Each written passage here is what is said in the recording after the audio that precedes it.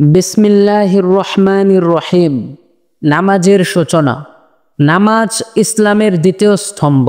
এটি প্রথমে ফরজ করা হয় মিরাজের রাতে, যখন প্রিয় নবী মুহাম্মদ সাল্লাল্লাহু আলাইহি ওয়াসাল্লাম আল্লাহর সাক্ষাতে গিয়েছিলেন। পৃথিবীর সব ফরজ আদেশ ওহির মাধ্যমে এসেছে, কিন্তু নামাজের ফরজি আদেশ এসেছে সরাসরি আল্লাহর কাছ থেকে।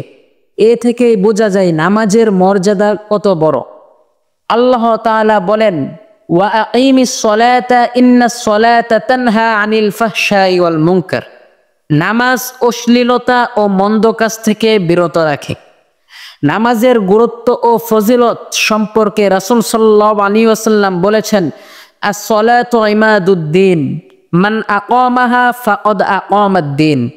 নামাজ হচ্ছে দ্বীনের স্তম্ভ, যে এটি কায়েম করলো সে দ্বীনকে কায়েম করলো। প্রতিটি নামাজে বান্দা আল্লাহর দরবারে উপস্থিত হয়। নামাজ আল্লাহর সাথে সরাসরি যোগাযোগের মাধ্যম।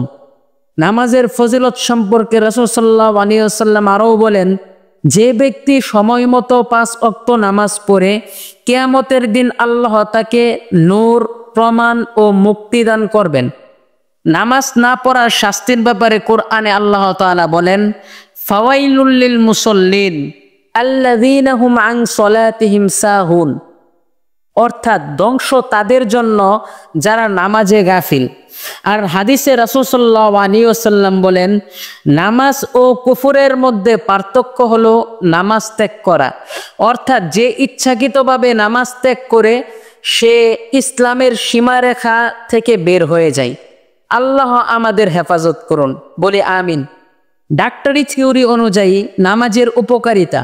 বিজ্ঞান বলে নামাজের রুকু ও সেজদা রক্তচাপ নিয়ন্ত্রণ করে, মস্তিষ্কে রক্ত প্রবাহ বৃদ্ধি পায়, স্মৃতিশক্তি বাড়ে, মানসিক প্রশান্তি ও বিষণ্ণতা দূর করে, শরীরের জয়েন্টগুলো সচল থাকে, যা নিয়মিত ব্যায়ামের মতো কাজ করে।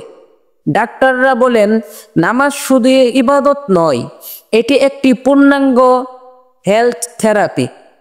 নামাজ শুধু ফরজ নয়, এটি জান্নাতের চাবি।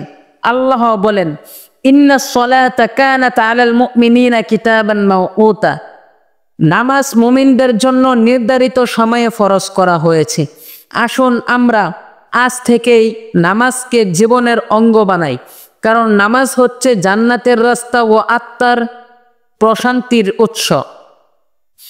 ভিডিওটি ভালো লেগে থাকলে চ্যানেলটি সাবস্ক্রাইব করবেন আর লাইক দিতে ভুলবেন না।